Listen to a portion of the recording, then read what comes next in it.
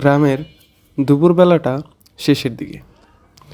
এই বিকালটা শুরু হবে, এরই মধ্যে মাঠে নেমে গেছে ছেলেপেলে। সবাই নিজেদের খেলাধুলায় ব্যস্ত, আর ছোটরা নিজেরা খেলা দেখার জন্য দেয়ালে উঠে পড়েছে।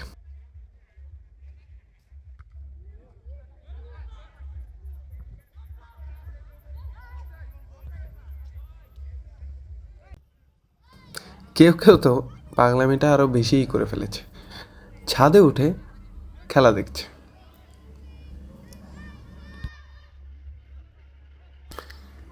বিকেলের কাজ শেষে এই দুপুরটা শেষের দিকে বিকালটা শুরু হবে, এই মুহূর্তে সবাই নিজের কাজ শেষে কেউ কেউ বাড়ির দিকে রওনা দিয়েছে, আবার কেউ কেউ ঘুরতে বেরিয়েছে পরিবারের সাথে।